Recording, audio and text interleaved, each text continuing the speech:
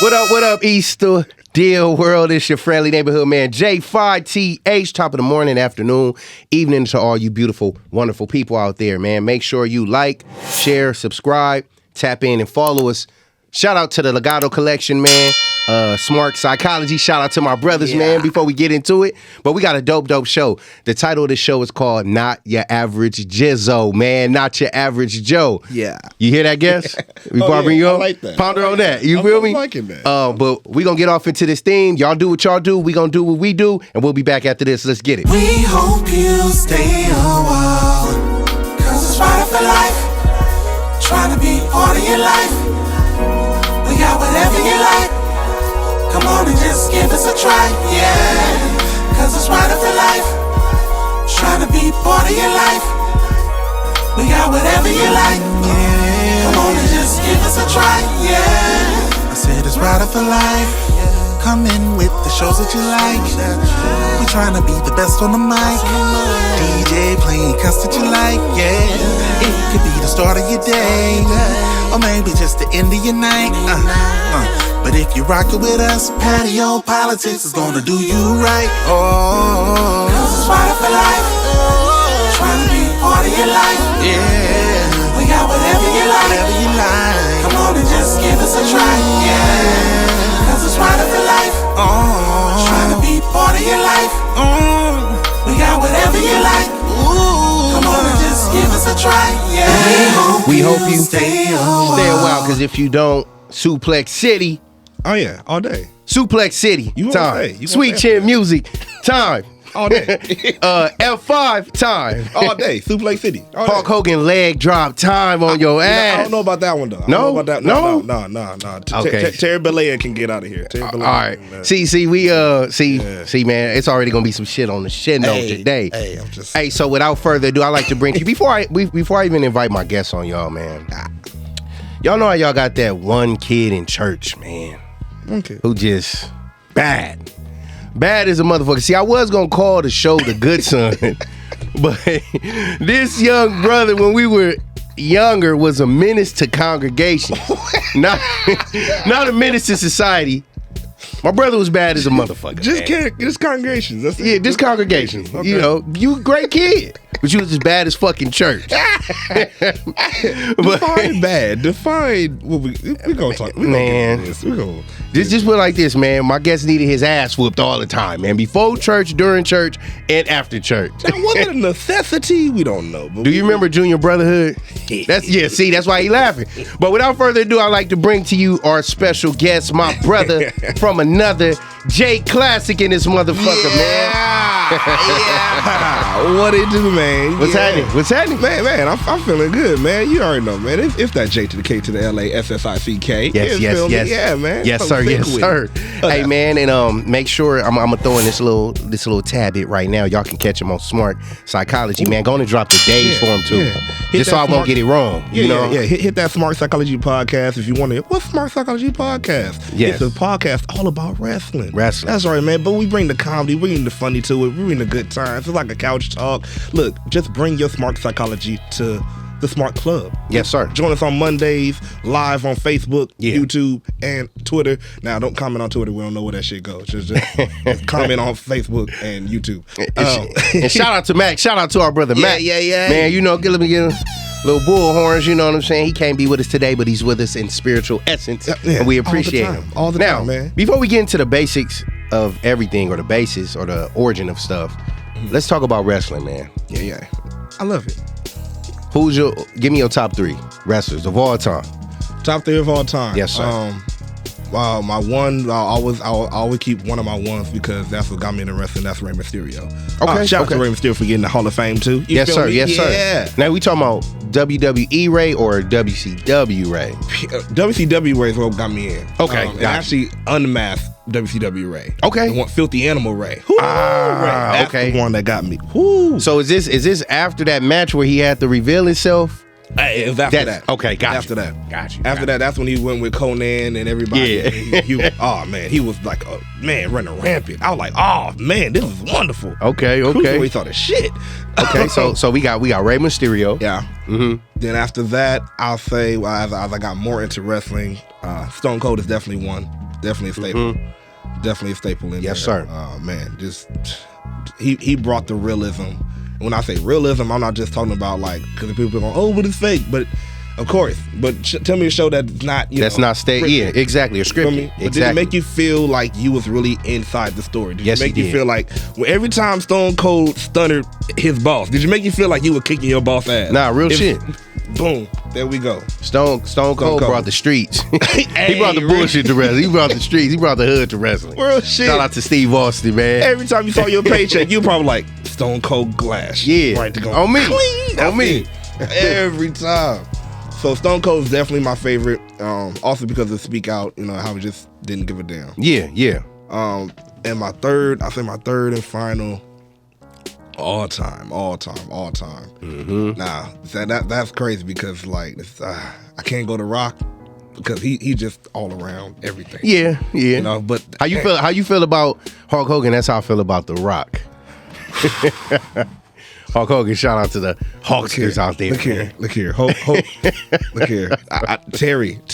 Okay, I'm only even calling about Terry. Yeah. Terry done some things I can't. Okay, yeah. Okay, yeah. Can't. All right. I can't. I got you. It's almost like the Chris Benoit like questions. Like, it's like, he had a great whatever he made it, but nah, Terry can. Yeah, he did some shit. Terry I can got be you. Terry. I got you. Yeah. I got you. So if it's okay, not The Rock, who then? Who's your third? I want to say it's between The Rock and I say Undertaker. Okay. Undertaker for sure. The main reason I would say Undertaker is because he was the last of, I feel like, a dying breed of actually, as we say in the wrestling world, keeping kayfabe. You feel me? Yeah. Like no matter where you see me, like I'm the Undertaker. Like I'm Yeah. him. You feel me? So I definitely respect that, even though, now he's, no longer the Undertaker. He is now definitely he's Mark. Yeah. He is Mark now. But what's your favorite Undertaker era? He had different eras, man. You got the 80s one, the 90s one, early 90s, then you got the Attitude era. Yeah. You got the Last Ride one. Yeah. You got the APA when they was kidnapping people and shit. which Undertaker is your...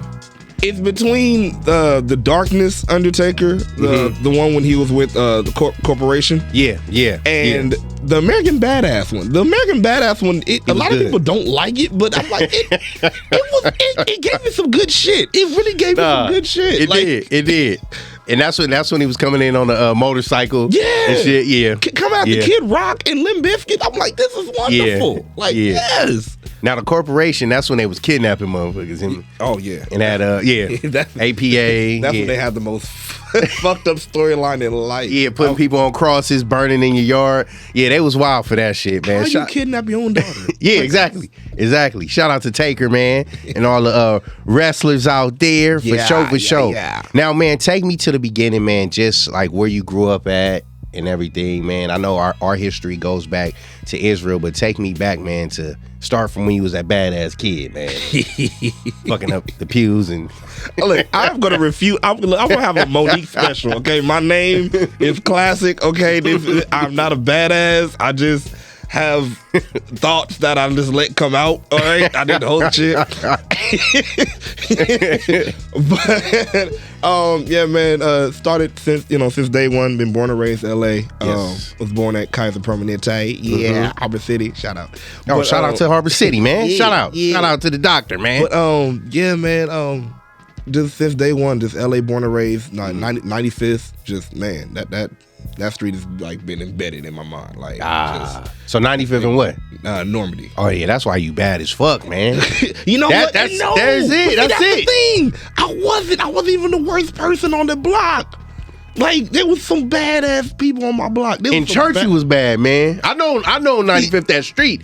It was bad as fuck. But it was just when we church. get to the church talk, we're gonna talk about this. We're gonna talk about this word. Hey, I wish I could have people call in this motherfucker right now, man. This line to be blowing up with people. We gonna talk about this word being used, okay? We gonna talk about this. Let's talk about on the street first. On the street, yeah. On the street, being born an only child, yeah, I say was one thing that that always gets the main.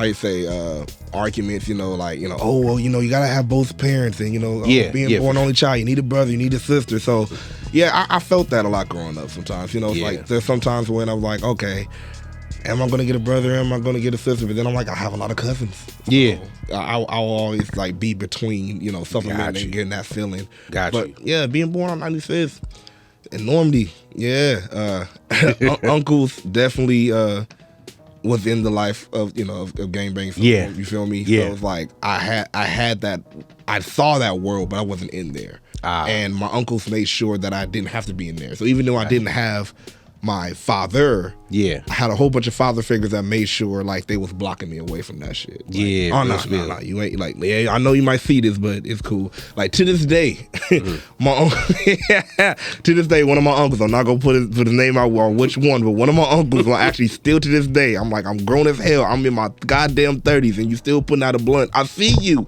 It's legal. I know what it is, Unc. I smell it. It's hey, how you doing? Yeah, hey, stuttering. Sir, I'm about to light up over this way, so it's okay. Like you don't have so like y'all, we can light up together, huh? What you? It's okay. Yeah. But that was always the way they I grew up on. Some say sheltered, and in a way, But why is that why do people, our society, deem that a bad thing? Because you were sheltered. You get what I'm saying? Yes. Some people have that mentality of, and I did too, even as a kid. Like, which I said, like, the way I am, the way I think, and like when I tell my story, you're gonna see this over, like running over and over again. The way I am, it's like not too much of everything. Yeah. Like it's like you can protect somebody, you can shelter somebody, but it's like there's some stuff that you're gonna have to let that person experience, because once life hit them, exactly, they're gonna be like, "What the fuck is this? What's going on? You never told me. You never told me about this. You never told me about what? Yeah. So like there's certain stuff, but I do appreciate the sheltering that they did give me. Yeah. You feel me? Yeah. In hindsight, of course as a kid we didn't like it, but exactly, I appreciate it. But what now? Being on 95th in Normandy, man, you right in the trenches on the west. So what outside of just your, just, I ain't even gonna call it being sheltered, but being protected is what I would call it. Being protected, what kept you unattracted to the gangbang lifestyle in that area? Because it's all around that motherfucker. You know what? I just had too much fun being me. Yeah. I had too much fun. Like, I guess that's another reason why I do. I guess thank God for that, protection and shit, because it's like I feel like it kept me to knowing who I am, and I know we have that, argument a lot when it comes to LGBT and everything, like knowing who you are, but like literally I was able to really just focus on being a kid, being who I am, finding myself, finding out what I like, finding out, instead of worrying about, I got to be out here and I got to worry about this, they approval because they say they're my family. But then, like, my mind always been, if you're my family, you're not going to go against what I love. Yeah, exactly. You feel me? Real shit. You're not going to call me corny and all that shit. You're not going to do that shit. You're going to actually support me or be cool with it. Even if you don't agree with it, you're going to be like, all right, cool. Well, that's what they love. Yeah. So... yeah, it kept me grounded to there. Yeah. So and hey, again, they drove me to church too. So that's, if it wasn't wrestling, if it wasn't, playing video games, if it wasn't the shows that they even kept. My mom literally, yes, I'm one of those kids where my mom literally had a parent lock on the goddamn TV, on the goddamn laptop. It got so bad. As she should, man. Shout out to mom. But it got so bad that my grandmother got mad, because then the parent block ended up blocking her from getting games online. And I'm like, hey, see, it ain't my fault. You can't look at me. Joe, why you? It ain't my fault. My mom already bled it. So, hey. Damn, so mom, she padlocked it to television? Yo. Imagine, you already know, imagine having your mom as a correctional officer, and your auntie as a straight up cop full time. Oh yeah. So it's like all the time, if I got in trouble, I was arrested pretty much. I don't care what you say. Like my jail was my grounding. Like, you go to jail. Nah, okay, I'm grounded. All right, I'm going to jail. How much time I got? All right, a week. All right, god damn it. Like, and then I wanted to ask you too, because I know they kept you grounded in church and stuff like that. Did you grow up like having any animosity, living or being in a fatherless home? You know what I'm saying?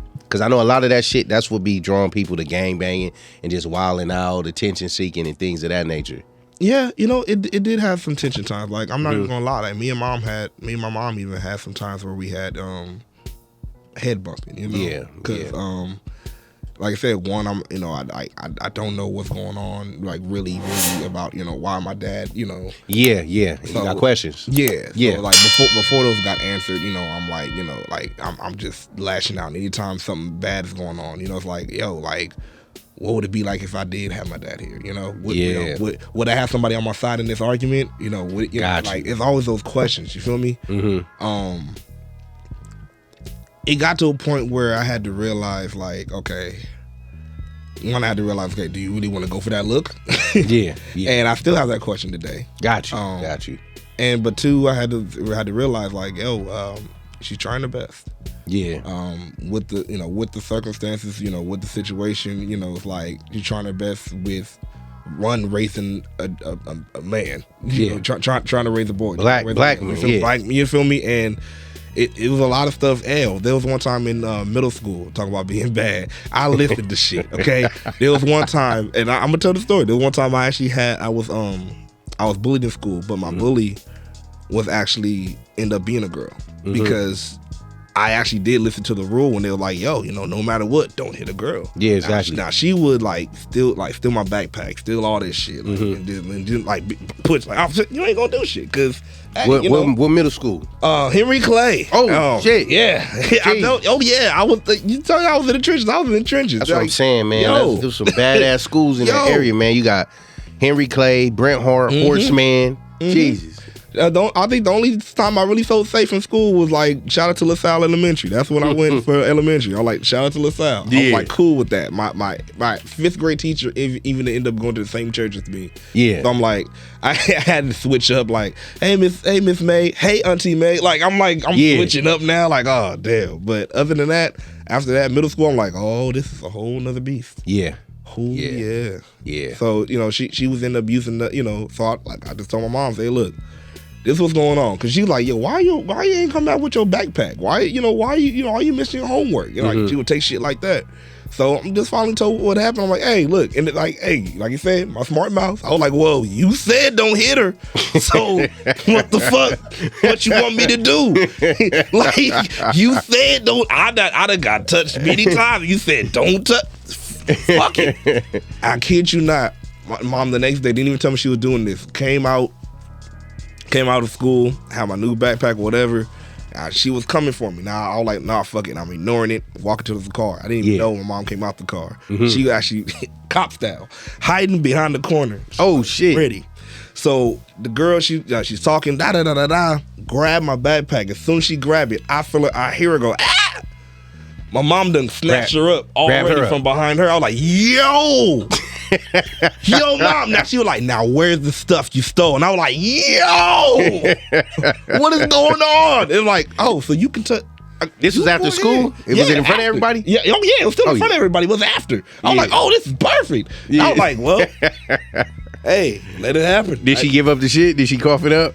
It's funny, her mama ended up being mad at my mom. Like, don't ever touch my daughter. And you're like, well, stop touching my son. It was crazy shit. So like the sheltering came out good times sometimes. I did. I do appreciate it. Damn, like man. Shout out to moms. You got moms fucking up. Yeah, man. 7th graders, man. And the thing is like, yo, like I didn't do shit but be myself. But like again, that drove me to be myself even more because I felt like, why are you so mad? Yeah. That I'm just being me. Yeah. Like, literally, a lot of times, like, when it came, part of the reason why a lot of people said I was bad, because I did fight a lot in school. That's because a lot of people thought I was a pushover. Because I come off nice. I come off, cool. I come off like, yo, hey, ain't no problem. Hey, this is what I like. If you cool with it, da-da-da. There's some people that want to push those. Of course, you have those bullies that want to talk about you. And I'm like, hey, I'll let you go as far, but I always said, hey, look, you can talk about me all you want, but if you touch me, if you say the wrong thing, yeah, it's over. We're going to have to. Like, I'm not even saying I'm going to win, but we going to have to go. Yeah. We going to have to. Exactly. Hold that right there, man. We'll get back to that. Badass J Klassick get his motherfucker. We going to change the definition, damn it. Hey, man, y'all keep it locked. Like, share, subscribe, and all that. J Klassick, your man, J PolitiCz. We'll be back. Hey, culmination of powerful properties that create balance and produce good energy. Cultivating a culture of mindfulness is a daily battle. We target your inner me. Physiological effects, change you can truly feel. Aesthetically pleasing on the surface, but handmade to help you heal, heal, heal, heal.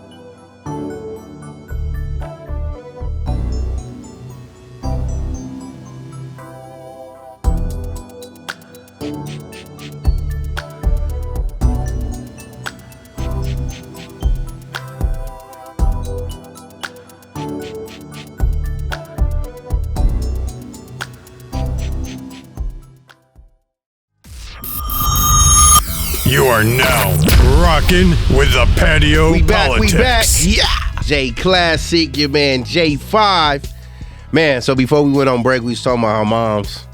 Gaffled, the young bully. Yo. Man, like on straight 007 shit. I was like, yeah, this is. Did anybody fuck with you after that? Yes. That's what I'm saying. Like, yes. Damn, usually when that happens, you know, all the kids is like, don't fuck with him. Saying, like, the dude still fucked with me then, because now they thought I was even more fuck-wittable. Yeah, I made that right now. Yeah, they thought I was even more fuck-wittable, because now they're like, oh, he need his mama. He got bullied by a chick.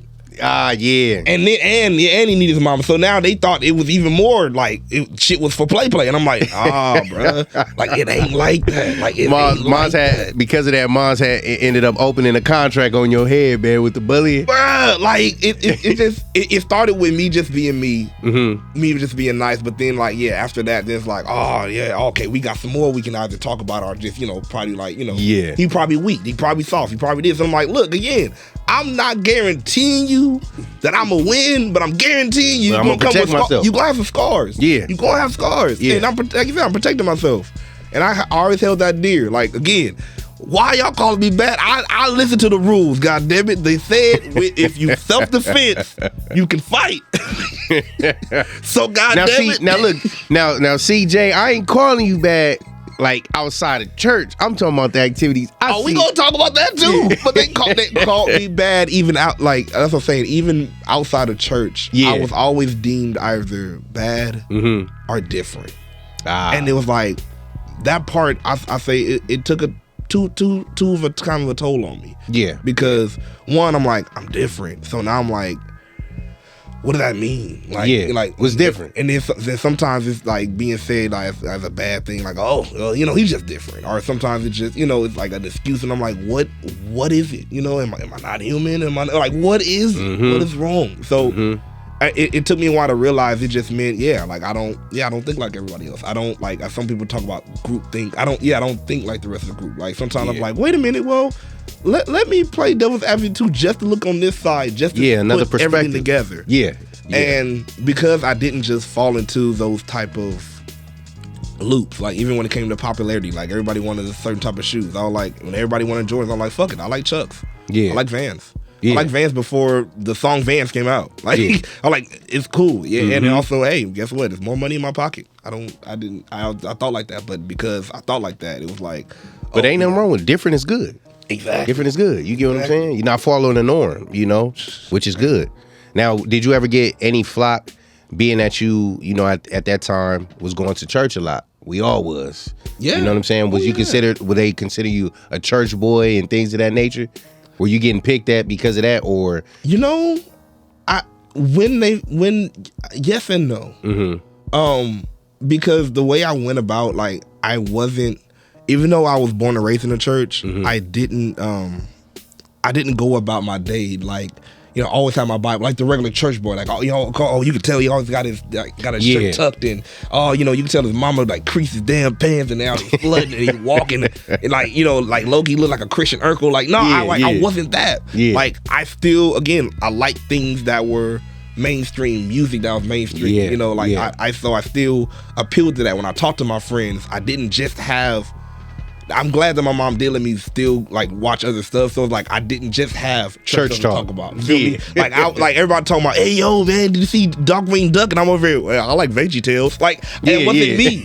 Like, I saw that too, but I can talk about Darkwing Duck, Goofy movie, Goof Troop. Like I was in there shit. So it's like I think that's one thing that kind of made me a little bit, again, the different word, because like even though I was brought up like that, I rebellished against that. You feel me? Like, just doing what everybody else wants you to do, just to, you know, I was just being me. You know, like even on the church side or the world side, I'm like, I'm just being me. I love God, but also I love these type of shows. I love cartoons. I love wrestling. I love rap. I love R&B. And a lot of people think though that just because you're into the Most High that you can't like. Or they gotta separate it and put it in categories for you to like. Or you supposed to not like this but like this because God says it, and it's like, nah. See, that's where that part comes in when we say, oh yeah, that's how God made me. Yeah, you feel me? Again, we use that for everything else, but again, when we use it in context, it's like, yo, like he means your essence. Yeah, like of you. Like, look, if you want to change everything else, cool. But again, talking about your essence, like again, we talk about come as you are. Yeah, it wasn't talking about clothes. Fact. It's like bring your struggle, bring yourself, bring whatever, bring your flaws, everything. So it's like, why am I busy hiding stuff for everybody else when even God told me, yo, like just be you. Just be you. And like this is my thinking at a young age. Like I'm just like, why? Why am I like I always ask that why? Like why? Especially when it comes to hiding stuff. Why? Yeah. Like give me a good reason why I should hide, because like I'm like I don't see a reason why. Yeah. You feel me? Yeah, that's dope. Now how did you get into like the praise dancing and stuff? Talk about that. It's funny because the way growing up in church, like I've been singing since I was like 8. I've been in a choir since like I can tell, you feel me? So that's all I knew was singing, like ministry wise and just doing anything in church wise. Again, as a kid, I'm just thinking as a kid. I'm not thinking as deep ministry wise. I'm just thinking, okay, this is a lane in church that I like doing because I like music, I like singing. Yeah. And also like, it's something good I can do in church. It's cool. So it got to where it was, I want to say 2009. I just graduated high school between 2009 and 2010, and we had a youth thing to do. And I'm like, so we're looking for something different because around that time, you remember, like, church is trying to find something different it used to do. And yes. So we ended up looking on YouTube and finding gospel miming. We find shout out to K&K Mime, they're like the godfathers of gospel mimes, like just the way they took a song and tell the story and they told it through dance. And then like I said, the most crazy thing, like mime, you feel me? Like some people thought, oh, this crump. No, this is a whole different thing. Like literally, they're telling the full story through mime, and then different type of mimes like started coming through that, because like at first they were just pantomiming like songs, you feel me? Now you have some that actually like can dance, like you have some liturgical mimes that actually like do put some like pantomime with some ballet, and it's like, wow, how did it's just crazy how it evolved from that. But yeah, it just started with us just wanting to do something for a youth day and we're like, okay, mimes, this look cool, we can do this. It was like about started out, let's say 4 or 5 of us. Yeah. And we're like, let's do this. So we did it. It got such a, like the song we picked is called Seasons by Donald Lawrence. Talking about just, walking to your season, like don't be astray. Just walk straight forward into it. Yeah. And for kids, like think about back like now, like for kids our age to pick that song. Yeah, that's deep. And then to do it the way we did it with so much like we didn't know what we were doing, but with so much conviction. You feel me? Like the steps, the way we were stepping into a season, it was like, okay, this is doing something. Because we started getting asked to do it more and more again. So it started becoming, now that's when it came out from just doing something for a day, being a ministry. And it was like, wow, like, oh wow. Like it really wasn't on my mind. Like, because a lot of people think ministries come about by just, oh well, yep, I'm gonna do it. Like you already know. A lot of times it comes about you just find out, oh snap, Yeah. Wow. Yeah. Okay. Oh, shit. This deeper reaches people. Wow. Yeah. Mm-hmm. It's crazy because it's not even just stuff in the four walls of the church. Like I will always say, the wrestling podcast, Smart Psychology, it is a ministry. Exactly. Yeah. I can't count on one hand how many times we've even had an interview, and then either during the interview or after the interview, they mention God. And now we're just having a talk about like living for Christ or something like that. And it's like, wow, this is crazy how this like you just as God do just meet them where they are. Yeah. So it's exactly. yeah. So that's how the miming started. Like and after that, the group, of course, as we get older, started getting busier. Mm-hmm. Some may still mime sometimes, some don't, but it's like I just kept it going. And it's like maybe I don't do it as frequent as I used to, but it's like it's still like now it's just a ministry. Yeah, that's another like so I was like singing, I got miming. Mm-hmm. So cool. All right, I got that. It's in there. Take me to that moment when y'all first did it. Was you nervous? Like, what was how did you feel inside spiritually when you start hearing the reactions of the people in the congregation off that? First of all, the reaction of the congregation when it starts off is if the song is so. If you're not sure that you want to do it, it can really make you very nervous because a lot of times, a lot of churches, especially Baptist church, they'll give you that. All right, let me see what you're gonna do, Simon. Yep. What this nigga about to do now? Okay. Yep. And they didn't give it one clap. All right, baby, come on. Yep, the sympathy clap. I'm like, oh God. and then I think especially at that time, the music had some there was a delay in the music, so I didn't get that. All right.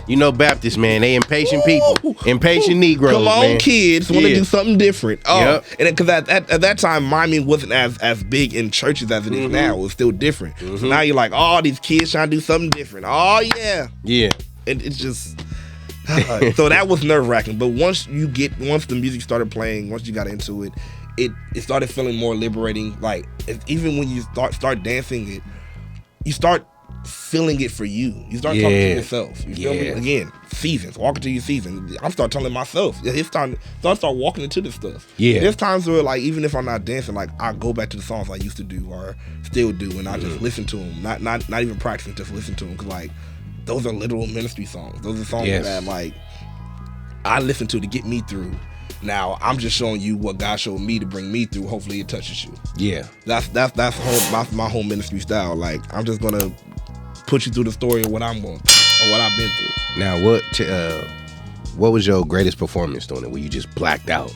Like you know what? And I kid you not, the greatest time. And I can tell you this: it is real when it happens. Yeah, but I was in Vegas for a church in Vegas, and I did the song called "Yes" by Shekinah Glory. And the crazy part is that song, it's so simple. All it does is just ask a simple question: will your heart and soul say yes? When you hear Him, will you still say yes? And then the other part is there's more that I speaking as God. There's more that I require of you. Will your heart and soul say yes? That's it. And then the choir just yes, just that's it. Yeah. But the way it goes, like the way that God led me to like just start ministering that, it went from just me dancing, just period, to when I saw people standing, they was in worship. Literally, I heard a voice like, okay, go to this person. Now, when I went to this person, there's a part of the song that was like, you don't have to worry about people's faces anymore. Yeah.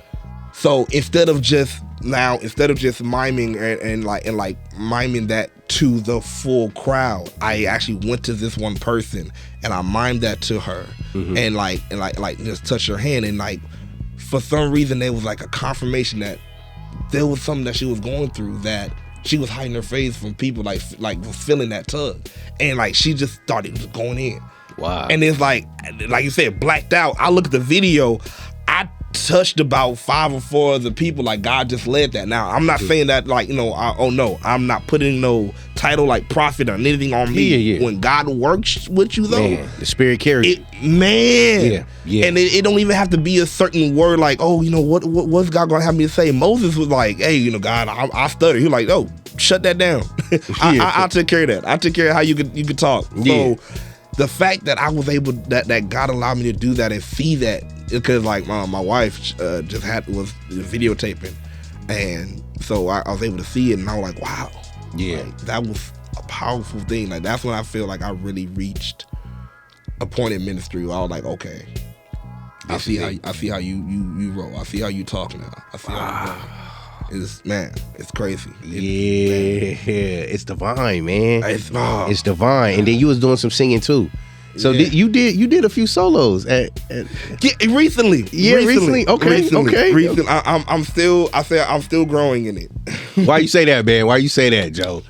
Because I was in the era, like I said, I started when I was 8. But again, think about the 90s era, especially in church. That was the era where like you had to really be blowing or had the notes and in the 90s, to grab the crowd, lead, man, to grab that lead mic, and like I let my fear of stuff be like, okay, maybe I shouldn't be leading. So what really wasn't until I got into like my 20s where I really started grabbing a mic and leading out like on my own. Like there was sometimes when they were like, oh well, and it's the crazy part. Then they typecast you like, oh Joe, you hyper, you can do the Ty Tribbett song, you do Kirk Franklin. I'm like. I guess. Okay, you all right, but I know I can't even jump around like Ty Tribbett does in this church. They gonna be like, you heathen. So I'm like, I can't. I guess. So, what's your favorite song to do? He's Able. Okay. Dietrich Haddon. Okay. Okay. That song, it speaks volumes. Like even the scripture it comes from. God is able to do exceedingly and abundantly above all that we ask or think. Like, man, like just think about that. All that you ask. You ain't one of them lead sing. You know, when you take the mic, you got some of them pastors, man, the singers. They be serenading the women before they go into I'm a praise the slick shit. They be doing that. You know, that's why you like. You know the slick shit they be doing. Yeah. And then you hear that, all right, baby. You know, God told me. Yeah, nah, he ain't told you shit. You know, God looked at you. Yeah. It's like, what? Yeah. Then the drummer looking at her. Yeah. Like, yo, like what? It get real lustful, man, in church. You ain't one of those, right? Yo, how did you start asking for prom and praise and worship? Like, what is going on? Like, no, I can't. No. Especially since my wife is singing, like, right there. Oh, right behind you. So I can't just be like, you know I love you. Like, I can't do that. So, yeah. I'm kind of handicapped right there. I can't. but he's able by Dietrich Haddon. Yeah. Okay. It's an amazing. Like I said, just think about it. Like when you think about that verse, yeah, he's able to do exceedingly and abundantly above all that you ask or think. So already just cut that first part right there. That's we get to the next part. Yeah. But abundantly above all that you ask. So you think you talking for about $1 million, and he probably could do $1 billion. Not even probably, he can. Yeah. It's like, so all that you just remember that. Like he can do like above all. But then the next part, a lot of people don't read. And it says, according to the power that worketh within us. So it's like, how much power are you working to get that though? Man. A lot of people are wondering, okay, why I'm getting these half blessings? Or how much are you charging your spirit? Come on, man. How much are you really, talking to him? How much are you really putting in? You feel me? How much are you, really just, how much are you putting in your spirit? You feel me? Yeah. Like, again, because it's according to the power that works within us. So it's like, if it works within us, like, what are you putting in? What are you putting in? Yeah. Man, hold that right there, man. See, you started up. You started up. Yeah. Hey, we're going to be back. Like, share, subscribe. J Klassick. Your man, J5TH. We'll be back after these messages. Yes.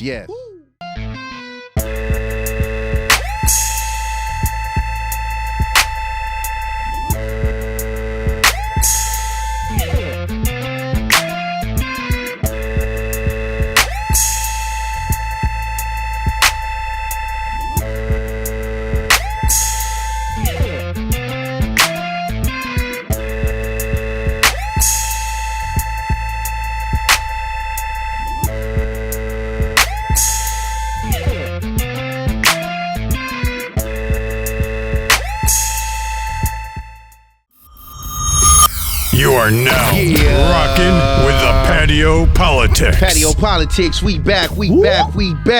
J Klassick. Yeah. How you feeling, Ryder?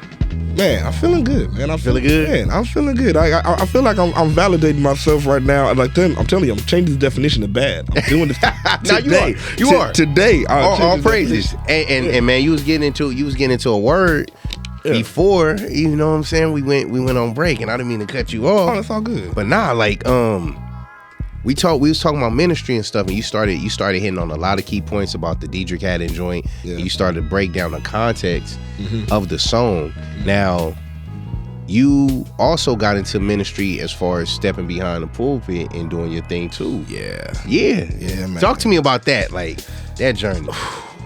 That journey has been a lifelong journey. Has been a fight. Has been because again, we're coming from a place where we still in a I say a traditional state sometimes when it comes to a culture, when it comes to church. Yeah. So it's like, if you look a certain way or if you do, dress a certain way, it's like, nah, you couldn't be a preacher. Or you couldn't be one and two. You gotta change this first, change that first. Yeah. So again, being different, cause like, I've been hit with the you probably that preacher gonna be on you, that preacher how they do in the church too. Oh yeah, you're gonna be a preacher, you're gonna be one. Yeah. My grandfather, shout out to Reverend Jones, man. Shout out to Pop, man. Yes sir. Yo, we'll still grab a mic like in the quickness, like yes, okay. Yes. Hey, hold on, dope ass Reverend, man. Yeah, for real.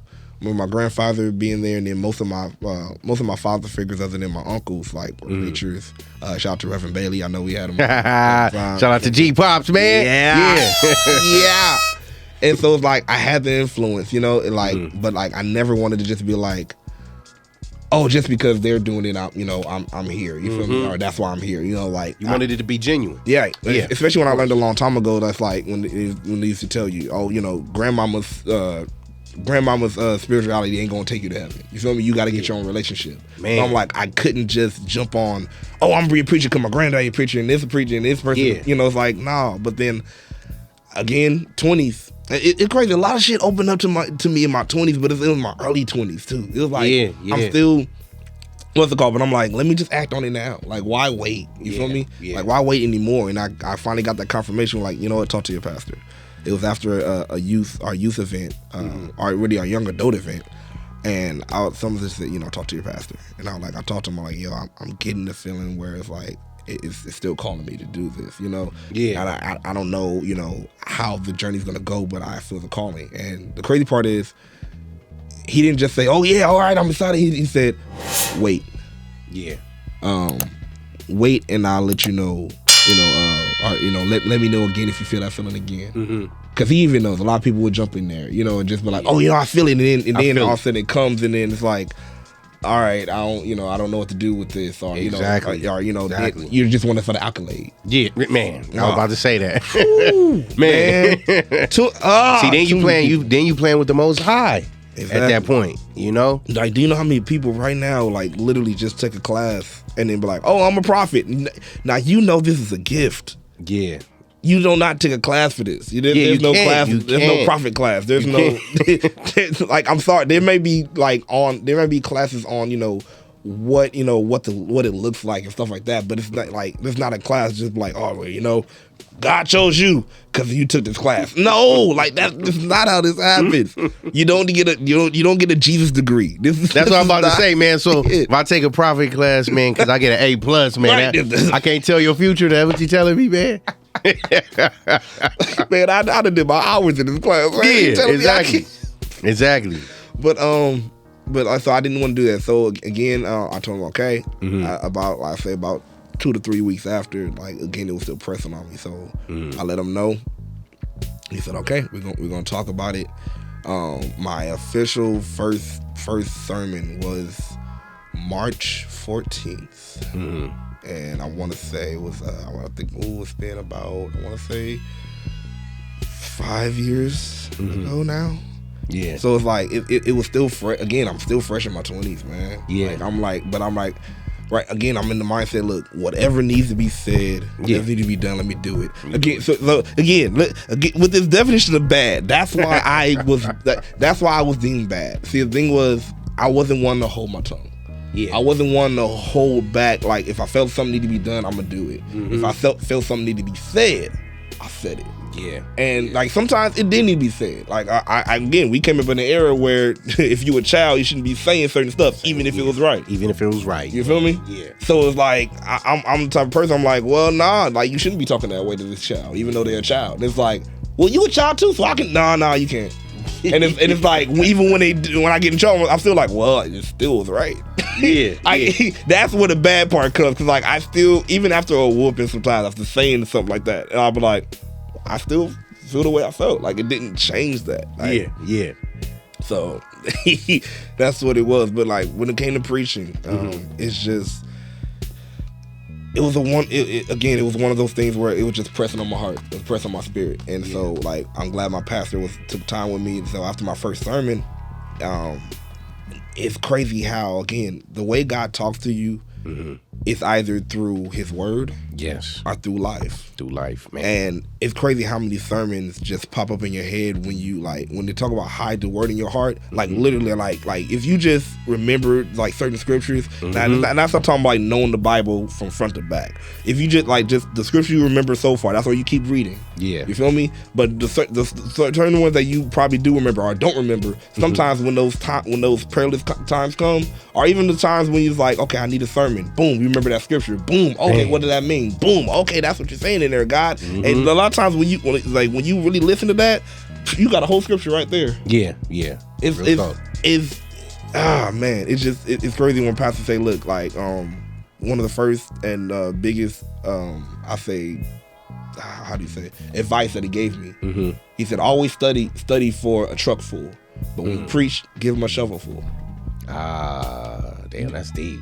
Say that again. That's deep. Always study for the truck full. So of course, just like you would do like in your regular college studies or whatever. Always gonna get all the knowledge. But when you go ahead and teach them like step by step. So when you go ahead and preaching, it's not Bible study. So it's like, of course they can't ask questions. Yeah. So give them that impactful shovel full, but give them that shovel full. That shovel full. You feel me? Don't try to put everything in one. Yeah, because it's a lot, and you already know us in church already. Oh, why the preacher taking so long? It's a lot in the scripture. right after that song, and he started walking and get this stuff set. Man, everybody already like, okay. When you see that get up, everybody already look at that get up. Yep. Right. He getting his towel. They bringing a water bottle. We like, okay. And then you might have that one stuttering pastor. I want to say that. Yes, man. You be like, yo, can you get to the end of this sentence? Yes.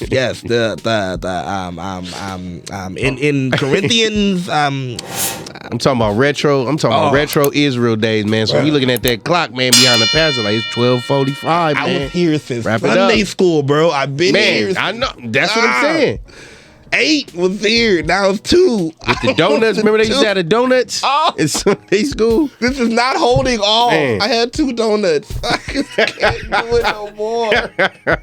That's what I'm saying. Then, like you said, that type of pastor, you looking like, all right, it's 12:55, man. I don't hear the band playing. They still out. They still outside. You know, when they walk to the instruments, that's when it's kind of getting ready to conclude. Yeah. You know what I'm saying? We do mean walk to their instruments, because there's sometimes what's it called? The musicians be walking off themselves like, well, all right, I'm gonna take a break. Like, hey. Now, when I see them put the instruments down, I'm like, okay, this is gonna be a good hour service. At the least, yeah. This sermon about to be 30 minutes, goddamn. Okay, all right. But what was that experience like, Joe? Like, I mean, you get up to the pulpit. Like, what was you anxious? What, you know? I had the butterflies. I had the anxiousness. I had the nervousness. But again, it's something about when you let God take over, when you just say, all right, just use me. Yeah. And then as soon as I said the first word on that paper, I just let it flow. After that, you know, I just let it go. Like the same thing I do with miming, same thing I do with singing. I just like let him have his way with it. Wherever it goes after that, the words are already on the paper. If I end up saying words that's not on the paper, it'll probably divine. You know, like especially if letting the spirit lead you. Just lead. And like that's how I did for the first time. My first sermon was Rising from the Valley. I did it from the book of Ezekiel, and it was talking about how the angel took Ezekiel to a dry desert with dry bones. Yeah. And he was like, how can anything living be in this place? Like, how can I make anything live? And pretty much the angel told him, you know the answer, or what's it called? Jesus, God asked, like, you know, how can we have anything? And he was like, God, only you know. And he started telling them how to start making the bones come alive, how to speak to, he told, speak to these bones, tell them to come up, tell the ligaments to go together. And it was speaking to these situations, your dry situations. Yeah. You feel me? Like we all get into these situations where we're like, how can I ever get out? Like I feel like it's been an ongoing cycle. I feel like it's dry relationship, dry friendships. You feel me? Dryness in the family. You know, we all have a dry area. We wonder, how can I, get through this? Yeah. A lot of times the first part we gotta do is speak to it. A lot of times we blaming everything else for for why everything else is going on. We're not speaking to that thing. Period. Like depression. I'm speaking to you. Get out. Yeah. We don't speak. You feel me? We speak around it. Man. Oh man, but my mama ended no depression. Oh, but man, this is going spitefulness, anger. Speak to that thing. Envy. Get it out. And a lot of times we don't do that. So like when I spoke from that, and like again, on my first sermon, that's when I learned, just like my man, the sermons, it wasn't just like me looking like, oh yeah, I'm gonna tell these people this and that. Oh yeah, that shit hit me first. Yeah. You feel me? That was a sermon for me. Y'all just going in when I talk to God. That's what he told me. Yeah. And that's how I take preaching. That's how I take what God gave me in this ministry. Because it's like, hey, look, again, any ministry you give me, I'm just sharing to you how God, what God showed me through these trials. And somebody may be going through this. You feel me? And like, it just opened my eyes so many times. So many times, every time I've been working and a scripture just popped in my mind. And then I'm just thinking like, okay, oh man, boom. For God so loved the world. What is love? Love is sacrifice. So that means he not just that love is just a feeling, but love is a verb. He sacrificed for you. He felt for you so much and he sacrificed. Yeah, that's what true love is sacrifice. So it's like, oh man, God, like that brought a whole nother sermon. What is true love? Then you go into scripture about love. Love is patient. Love is kind. Then you just start. That's a whole nother sermon. That's what again my pastor told me. There's so much in even the one little scripture, one little chapter, one little verse. You can get a whole sermon out of it. Yeah, it's like again, if you just sit down and just let God talk to you, it's amazing. Man, it is. And what was that reaction like for people? Like, some cried. My grandfather, you already know my grandfather he cried so much. I had so many loved ones there. Again, and it's crazy. Like when I saw the outpouring of people that really do support me. And just like I said again, support me as in no matter what you do, I still love you. I had some friends that never went to church, but then found out that I had my first sermon and it came. You feel me? Wow. I had friends from that I danced with, ministered with at different churches. They were there. I had, of course, my family there. Different churches, not even dance wise, probably knew from dance or singing there. It was actually a nice size. Like I want to say, the church was pretty much packed. It was a good feeling. It was like wow, that's dope. So that was that a life defining moment for yourself. Yeah, just experiencing that. Yeah, because again, being able to just have solace with that decision. Again, a decision that again I've been fighting with for years. Especially with people saying, oh, you should do it, and I'm like, oh, I just want to make sure it's the right time. And not the right time as in I want to make sure I'm perfect. Because none of us are perfect, but the right time as in I'm not just doing it just because people are saying it. I'm not just doing it just because it's the thing to do. Because again, I want to be different from that. You feel me? I want to be different from tradition. You feel me? That's church in the world. I'm not here for the group think way and like we all been this way for years. Why? Why? Why did you find another way? Did you know the back door was there? Did you know this was here? You didn't know? Because you've been doing the same way. You've been walking the same circle. Like you didn't know. You didn't know there was a side door. Oh God! Like So yeah, man. I always try to be different in that, and like I want to represent how God can use you to speak to different type of people in different ways. Yeah. God like we all got the same hook. The same hook is the right hook. That's God. Yep. But hey, the bait is gonna be different. Is that man? The bait is always gonna be different. That part. And on that note, we're gonna take another quick break. We'll be back. J Klassick. Yeah. J PolitiCz, man. Keep it locked. Yes.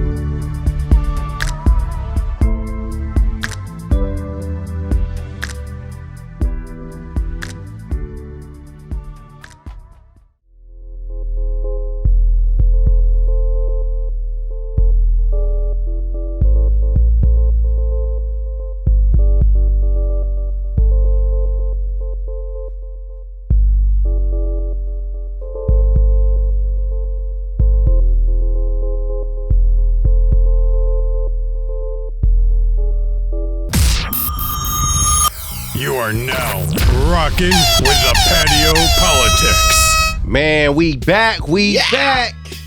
Brother, man, you dropping some jewels, man. Man, hey, I guess it took me being bad to find this shit out. Hey, I was about to say It that. took me being bad to find this shit out. That's what I'm saying. Like, yo, it had to be done. Okay. Yeah. This work had to be done. And you wasn't as bad, man. Like, when I think of you, I think of you. Remember Dennis Menace? Yeah. Dennis Menace, the movie in the 90s. And then, like I was so mad. 'Cause, like when I actually sat He wasn't down, bad, man. He was just really misunderstood a little bit, man. But he had good intentions. Yeah, You but, know? yeah, but also though he has a badass though. Wait, no, because there was some shit. It's like, wait a minute, wait a minute. I'm like, bro, hey, there's no way I'm seeing the nail gun and still gonna shoot this shit. Like, hey, what's this? Bah! Like, there's no way I'm doing that though. Like, it was some shit. I'm like, yo, why did you steal Mr. Wilson's veneers? Like, there was no way. Like, I'm. Why did you fuck with the paint in the garage, man? You know, it's like it's certain stuff is like, look, hey, I don't know. You might be bad. It's a little bit. But man, I like just listening to you speak, man. The Most High has been using you in a lot of ways, man. And I want you to speak too, man, because you are a proud father. Yeah. Shout out to the son. Yeah, man, and shout out to Lil wifey, J. your husband, man. Talk about just that whole experience about getting married early, because usually a lot of us wait till we, like 30s, 40s to get married. You did it kind of early, you know what I'm saying? So tell me that experience. Man, and what was it like for you? yeah, man. When I started dating, like my whole mind was really on dating. Again, I was different from like my peers, where it's like at that time, of course they were just thinking about, hey, I just want sex. Yeah, yeah. I just want to get in there. That's it. Like for me, I guess it was because of the type of content I was always, looking at too. Like I thought like, I want to be in a relationship. I want that love thing. I want that, I want that. You feel me? I tell my wife, daily, like, yo, like literally my life goal other than wrestling was like, I just want to be a husband. I just want a family. Like, especially I always thought, since I didn't have my dad in my life, I wanted the opportunity to be that. And I was going to ask you that. Yeah. Like I wanted the opportunity. So like each relationship I did go in headstrong. Yeah. So it's like having fail after fail, that sometimes kind of did me down. But like after I met my wife, it was like an instant. Yeah, this is it. Like you already know how hard my grandmother is, and she liked her. Yeah. So I was like, this must be perfect. Yes, this is perfect. G-Mar like her, yeah. Real talk. So we just kept on dating. We dated for 2 years before we got engaged. Oh, okay. And after that, I was like, yeah, this is the one. This is the one. Like I didn't have much to my name, but I just knew I wanted. Like I wanted her for life. I needed to be with her. Like not just a woman that I wanted. Like as far as a lot of times we think about that superficially. Yes. So, but I was like, yo, like this is actually what I need. Like, again, PK, only child. I was like, oh wow, okay, this okay, all right. Still feel the same way about God that I do. But also, like, again, she wasn't letting traditional stuff hold her down or hold her back from just, just living life, Yes. and finding out. And when I saw that, I'm like, yeah. But also, she has her head on a little bit more straight. She's a little bit, more organized when it comes to like stuff. So I'm like, I need that. Yeah. Because me, I'm a firecracker. I'm like, we need to be done. Let's do it. Let's go. What? Let's go. She the one that will be like, okay, wait. She's your balance. Yeah. Let's think. Let's calm down. Wait a minute. Like, all right, okay. I guess we can't do that quite yet.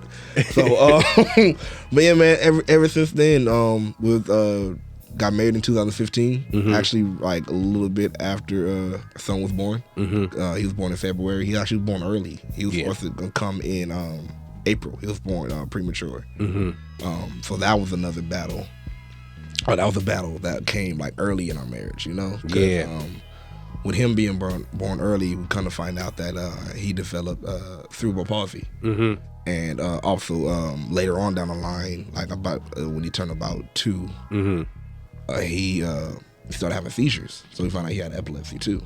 Yeah. So that kind of rocked us, and so it was like first marriage, never really had didn't really have like that full honeymoon type. You feel me? Yeah. Like it's like literally like after we got married, it's like right on the grind. Like Yeah. we've been on it. Like, and that's why I said like I always knew I needed her in my life like that, because like in times like that, the way we are now, the way we could talk now, the way like I need that. I need that. So it was a big thing for me. And again, like I used to get to talk, you sure? You young, but I'm like, in my mind, I'm like, what else I'm gonna do? Yeah. Like either I'm gonna still be with her and not engaged or married for like a whole bunch of years since I'm young, or I'm gonna be out here and what, you wanna be a hoe? Like I don't know what you want me to do. Like what do you want me to do? So I'm like, no, like I already been in like the failed relationships. I know what that looked like. You feel me? So I knew, what it looked like, what I didn't want and didn't need. So it's like, why should I wait? Yeah. You feel me? Yeah. And also, like I said, like a son coming in, I'm like, I don't like, I love this woman. I don't want to just do her wrong. Just have, like, okay, she got my child, and I'm just like, just out here, yeah, what? yeah. You feel me? You wanted to break the curse, and you did. You know what I'm saying? So salute to you, brother, man, for doing that. Man, it feels good. And like I said, like that's the main part when it comes to fatherhood. My main goal has always been like, I just want to give my son everything that I haven't had. Yeah. That's why I'm excited. Like it's crazy. Like when to circle back to the wrestling thing, that's why I am excited that I've been able to do this, because other than just like the provisions like food and everything, like the good times. Like my mom gave me good times, but like having that father and son time. Like I haven't had that, but I was able to give that to him. Give it to him, and on another level. You feel me? Like he's just now liking wrestling, but I get to actually take him to meet actual wrestlers, face to face, and I'm like, I get to have that moment with him, and he get to enjoy this, and he looks at me like, yo, like I remember when you did that. Okay, cool. Yeah. And that's another thing, like having a child with a disability. Yeah, I was gonna ask you to speak on that. It man, it opens my eyes daily. Yeah. Every day I wake up, I have a new testimony, because everything that he's going through, but you ask him, I'm like, you okay? Yeah, I'm good. Yeah, he's happy. He's as long as he's with the people he loves, as long as he's cool with each day, he's able to talk, right now it's minimal, but it grows, Exactly. And it's gonna continue to grow. Yeah. And it's like, is he walking right now? Not yet. And I say not yet because we've been going since he's been a baby, but we don't know how stuff is going for on yet. And so it's like I just keep my mind open. The doctor, when they told us about his condition, they told us we know this is bad. Kind of bad news. The way you usually say it. Just what they say. They said just hope for the best, but expect the worst. And I'm like, why would I do that? Yeah. Why would I expect fuck the worst? faith. That's that. Like, no, that's what that equals. Fuck faith. How you gonna tell me have faith but then expect no, you can't do the both. You can't pray and worry. So I was like, so I told him in there, like ever since then I'm like, hey, look, I'm gonna give it to God. Whatever God decides to do with him, I know it's ordained. Yes. Man, he been doing prayers with his grandfather. Like he get to see his great grandfather. Yeah. It's just amazing. That's what I'm saying. Yeah, to see that he knows who everybody is, like that can mean more than more than words can explain. You feel me? So man, just and I just want to give you your roses, man, just as a father, because you got a lot of cats, man, that would have just up and ran, and not because it was too much. But the fact that you still carrying on, did you go to a WrestleMania? Oh yeah. I'm saying when you were younger? No, actually no. Like the crazy part is, again, when it comes to going to wrestling stuff, I didn't really get to go to my first. Again, shout out to Mac. I didn't get to go to my first wrestling event until SummerSlam 2010, and that was with Mac, and that's because even Mac helped me out. He was like, "Hey man."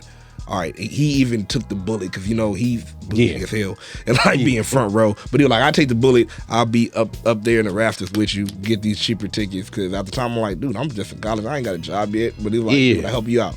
Cool, just get this much. Cool. And that time, I was already a wrestling fan, but hey, ever since that time, I'm like, yo, like It was a whole different experience. Yo, like I'm even more in love with this. Cool, and that was just in the like the nosebleeds. Yeah. Ever since then, never been back up there. Been loving it even more. never been back up there since. But I'm saying that to say you got to share that moment with your son. Exactly, and that's what I'm saying. I'm like, you feel me? So now being able to do like going from there to here. Yeah. Like I said, I didn't get to go to my first one till my 20s. Like he got to go to his first wrestling event shoot at like I want to say it was like 6. Yeah, and I was like, it was special to be able to do that. SummerSlam, I was able to take him to. I was able to take him to what's it called? A couple of independent shows and meet people. Man. Again, and then actually being able to go to WrestleMania. I'm like, I never been able to do that. Was most of our first. So it was like, just man, it's amazing the doors that God will open when you just let him just do it. Yeah, and when you allow him to use you as an instrument, you are an inspiration, brother. To me, thank you for that. Because like I said, a lot of cats would have just first sign of dangers, they run because they don't want to do the responsibilities of handling their responsibilities. Yeah, you get what I'm saying? Yeah, I can't do that. I can't do that. Nah, that's why I got in trouble a lot because I could not just be like, oh yeah, I didn't do it. Like I have friends that will be like, oh well, just just do what your parents say in the front of their face, but then just do it behind. I'm like, I can't do that. I got to be real. If I really don't want to go, I'm really just going to be like, I don't want to go. I'm not just going to be like, all right, I don't want to go. And then I'll be like, okay, I'm going to go. Mm-hmm. And then when they think that I'm being all good, I'm going to sneak behind their back. It's like, I'd rather just tell you the truth off top. The truth, like, mm-hmm. like, why? You feel me? Or if you're going to talk about it or argue about it, whatever, but like, I'd rather do that than just, do that whole fly shit. I couldn't do it because then you think you can't trust me. Then you really can't trust me if you always knowing that. Oh yeah, no, I just say stuff in front of your face. Exactly. And then when you leave, you're doing some other shit. Now, let me ask you this important question: what is the key to having a successful marriage, from your perspective? Communication, communication and prayer, and understanding. See, all that goes in because I don't want to be the typical because it's true like the Bible said, love, that sacrifice. But it's like, again, you got to be willing to know what are you sacrificing. Like when you take that, and I'm not talking about the paper because I know a lot of people are like, oh, but the paper in the court. I'm not talking about that. When you say I want you for life, I want to be with you for life, I want you, like, you're signing up for sacrifice. You're signing up for, as the man of the house. You're sacrificing. Hey, you might want to lay down for a little bit longer, but hey, you know what? The family might need this. You might need to wake up extra early. I'm not just talking about financial stuff because a lot of times we get the big head and be like, oh, well, I'm paying for this. So I should. But hey, there's some more sacrifice. Still more, still more. There's some more sacrifice other than just going to work 9 to 5. There's other sacrifices. You feel me? Like, what's going to happen if and when your wife is unable? Yeah. What happens? Yeah. What happens if your son is disabled? What happens? You feel me? What are you gonna are you willing to sacrifice for your family? Yeah. That's the main thing about a man. Again, the Bible says, husbands, love your wife as God loved the church. What that means? Sacrifice. You are the man to sacrifice. Sacrifice. We always have the conversation about women talking about the submission. You feel me?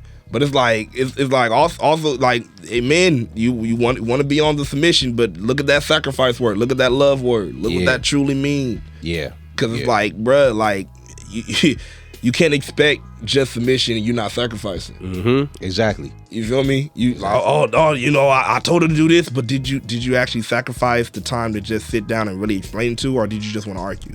You feel me? Or just want to get shit done? Did you get impatient? You feel me? Like you? Sacrifice your patience. Because there's sometimes you're gonna have that conversation. There's sometimes you're gonna have that conversation where both of y'all not clicking. Yeah. You feel me? But are you willing to take that sacrifice of time? Like, all right, wait, let me sit back. Let's take this time. Let's talk. Let's get this understanding. So it's like, sacrifice, communication. Man, main keys. Okay. Now, I usually ask this question at the beginning of the show, but I'm gonna ask you now. Okay. What is your purpose, passion, and pleasures of life? Any order you want to say it. Okay. Purpose. I say my purpose is to just shine a light. It's to be a light. I always said God didn't give me all this joy for nothing. You know, and a lot of times it feel like a lot that, you know, I can't just contain. Yeah. So it's like, and again, you know, through everything, you know, like that's why a lot of people like will wonder why I act silly. It's like it's in me. Like I'm just this happy. Like, do I get high? Yeah, but I don't have to get high to be happy. Yeah. You know, like, do I drink? Yeah, but I don't have to drink to be happy. Like to be happy. Like I just a lot of times it's funny. My grandmother actually used to think, oh yeah, you can't get high because you're gonna be jump off the walls. I said, that's how I know you don't know how weed work. 1, 2. It's like wrong narcotic, wrong drug. This is the wrong one. You gonna be bad? I'm like, no, this is not caffeine. Or coke. But yeah, man, just the happiness of just life. Like, if anything I can ever give, like just to show, look, no matter what you go through, you can always make it. You always, as long as you're still here, you still got purpose. You still got a reason to be here. You still got a reason to smile. Still got a reason to keep going. Yeah. Look at your life. Look at where you are. You feel me? Shoot, I come from a stereotypical place. Single father, like no father. You know, just growing up with just your mother. Single child. You feel me? But it's like, I'm still doing. You know, I'm still making it as God is helping me. So purpose. Yeah. Pleasures. Wrestling. Yeah. Music. And just family. Yeah. That's my pleasures. I just love to get away, and those are things I can get away in. If I'm around with family that I love, I can always get away. Wrestling was that was my getaway since I was a child. Like, yo, like everybody like it's fake. Exactly, it's not this world. So let me get away. And music. I love singing. I love making music. I love making beats. I love anything that like just lets me escape the words in music. Sometimes I write words. Sometimes I just just wherever the music leads me. That's my pleasure.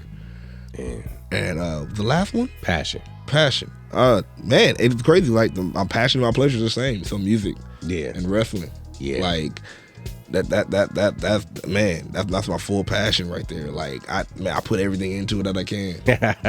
So speaking on wrestling, man, let's get into smart psychology, man. Get into it, man. How did y'all? Because I mean I know the origin of how y'all came together, but just a brief synopsis of how y'all came together and everything, because it's growing like a month. Man, y'all gonna be in competition with us. Man, we always side to the writers. You already know, man. We writing with writers, all for life. So yes, sir, man. Man, yo, smart psychology. We came up and. It came up through hard times. Yeah. But it was real cool. Pretty much we started out on another podcast. Alex, my brother Mac, he came and grabbed me like, yo man, you want to do a podcast? I said, oh cool. We're doing what? Talking about wrestling. What? Hell yeah. Of course I want to do that. We got on the pod, and pretty much as time went by, the podcast that we was on, we just saw that their vision was the same as ours. And not even just as far as wrestling, but just, how they wanted to, go about. So we were like, all right, it's about the time. We need to go. He called me up, hey, if I leave, you want to leave? I'm like, yeah, man. Hey, man, well, look, you brought me into this. Like, we starting this together. We got this together. So that's when last year, I do believe it was August of last year, we started with Smart Psychology Podcast, man. We just wanted to bring a difference to, how every other podcast is. Just sitting down, just reviewing shows. Like, we wanted to be like a couch talk, man. To be like, like, again, being like you just in your living room talking to your friends about wrestling. Yo, did you see that move? But what did he have on, man? I don't even know, man. This is crazy. Like, we wanted to bring that type of vibe because, like, we get it. There's professionalism needed, but we're like, I want to be the Wrestling 85 South show. I think we can do that. Let's do it. And that's how we started doing it. And then, mainly Mac got me also because I'm that type of person. Again, I'm like, I'm just gonna try stuff. So I started DMing like my favorite celebrities just to see if they'll answer back. I'll retweet something, and sometimes they did. And and one of Mac's favorite wrestlers, shout out to Mac and shout out to J Cargill. I know when he hears that boy gonna go wild. Shout out to her. But J Cargill ended up answering me on Twitter one time, and he was like, "Bro, how did you do that?" And I'm like, I just messaged. Yeah. That's it, bro. It wasn't it's not be secret. I didn't hit nobody's secret. Do like, hey, yo, security guard. No, she just replied. That's it. So Yeah. After that, that's how I started to figure out. Okay, maybe let me see how far I can go. Started getting interviews. The first person that we ever interviewed ended up actually getting, like, after our interview for the other podcast, but after our interview with them, actually got signed to MLW. Was on, was like, so it was crazy. I'm like, wow. Again, seeing how God worked, I'm like, wait a minute, how did you even point me? And the crazy part is, we didn't even have a podcast page or anything at that point. I just hit him up from my Mind page, actually, because I was following him. Like, hey, bro, I'm on a wrestling podcast. Would you mind coming on? You're like, yeah, no problem. Wow. After I saw how cool wrestlers are, that blew it out the water. I'm like, oh yeah, let's do this. Yeah, Let's do this. Oh, God. So you do the primary booking for it. Yeah, so mostly I'll do the booking. I'll hit up wrestlers. I'll keep the communication going on. I'll do the for the other podcast, we were doing mostly like social media stuff. So I was doing posts. We were making me and Mac will make what's it called, like the memes? Flyers, the memes, the memes, the flyers. We were doing like graphic designs, and are still doing that right now. We're like, bro, how do we not have a graphic design goddamn degree? What's going on? We would then when it comes to doing the pod, all that we're doing ourselves. We're producing it ourselves. Shout out to y'all, man. All the sound effects, all the pictures, everything, and the music too. Intro music, everything. Oh yeah, I made that, bad baby. I love it. Hey, I love that little thing. I like and what number episode y'all on, man? Oh, dude, man, we just did 88, bro. Shout out to Just did 88, bro. Yo, almost hitting that 100. Yes. Oh. Yes. Let me ask you this: 5 years from now, what do you see? Smarks, man. Yo, 5 years from now, I see Smart Psychology Podcast not just being on media. You gonna hear our name on media scrums on all levels. AEW, WWE, independent. You're gonna hear our name. 5 years from now, man, you're definitely gonna see us on some pay-per-views. You're definitely gonna see us, like, you gonna see our name getting bigger. Yeah. You like I'm not even just talking about viewership. Like, yeah, I can say 1K, this K. I just see us growing to a point where, again, we're changing the game. Yeah. Man. Like I like right now in a time where it's so dope to see so many black wrestling podcasters, really black wrestling fans. Period. Remember at a time, shoot, we couldn't be in the hood talking about, yeah, man, I like wrestling. Man, for real. For real, yeah. Now, for real, but you'll be surprised. It's a lot of dude. I'm like, dude, time is different. Like, man, on my way to WrestleMania, I'm blasting wrestling theme songs, and I actually had somebody like just stop me. 2 black dudes just stop me. Hey, yeah, I like that. And I'm like, that would have never happened back in the day. They would have been, man, shut that shit off, man. What? So like, I love seeing it, man. Like Wale Mania, when I talk. Yeah, I heard that was dope. As fuck. Yo, just being able to be in the space, one with Wale already. Then Wale like constructed something to where it's not just a concert. You had wrestlers like literally in the same room. Yeah. Like I can go to the bar and I'm just talking to wrestlers. I'm talking to Omos. I'm talking to Wes Lee. I'm talking to freaking Shelton Benjamin. Like just walking. Like I just run into VIP, like MVP crazy. And VIP. Like, yo, like what? Like what? What is this? Like I'm running to a 7 foot tall dude. Like, yo, Omos, what's up, bro? Like, it's amazing. It's amazing. And like, again, to be able to be in there and then like they know of us and know us, like a good bit of them like already talked to us before. And like, hey, yeah, what's up, man? Like getting ready, like hearing like their manager say, "Yo, I heard you had a good podcast. Keep on doing a good work." You feel me? Yeah, that's so dope. Being able to be in that circle and be in that light again, then with other wrestling podcasters, black wrestling podcasters, like, yo, I've been at this for 15 years, 20 years. Yeah, and so they're like willing to lace you a game on how to at least get where they are, getting in that race too. Yeah, it's amazing, man. It's amazing. One thing I always gonna say, the wrestling world sometimes, like, we just like any other community, we got our crazy people. Yeah, but we like, it is one of the most loving communities you can find. Also, though, like literally, I can see you wear a wrestling shirt right now, and I'm too sweet. Like it's real talk. Just like, oh yeah, man, I like that. Yeah, it's amazing. It's cool. Now, let me ask you, man, before we exit, what drives your optimism? And if you could share just a few words of wisdom to people that are out there, man, that want to be aspiring podcasters, praise dancers, young ministers, and fathers, husbands, what would you tell them? I say first, for me, driving my optimism, again, was all like, I always want to go against the grain of negativity. I always found out the answer. If you want to get away from drama and negativity and all that, stay away from it. Like, just don't pay attention to it. Do like Vince McMahon does when he see bad press. Just don't look at it. Don't even look at it. Don't even answer it. Just all right. You said sexual assault. All right, I'm gonna put that over there. I'm not even gonna. All right, look at that no more. That's what you got to do. Like, continue to look at the blessings that you have in your life. Yeah, whether big or small. Because what are big or small to us, it's all the same size for God, because that's what he gave you. Yeah. So it's like waking up. Oh, man, I woke up this morning, man. I'm feeling good today. Ain't nothing about to stop me from today, because I woke up. Yeah. Like, if you even start like that, you good. Yeah. And as far as becoming a podcaster or, becoming a praise dancer, becoming anything that God is putting you to do in this world or in the four walls of the church, I say make that first step. Yeah. I always say the hardest thing to do always is the first step. The rest is usually just a flow. The rest is like, of course, you go through storms in life or storms through your entrepreneurship, of course. But again, that's the flow of the river. Yes, that's the flow of the storm. Yes. But if you just make that first step, if you never make that, you're never gonna get to even get to the storm or get to the end. Exactly. So make that first step. If you've been having anything on your heart that you've been wanting to do, if you have anything like any dream, anything, go for it. And don't let nobody tell you that you can't do it.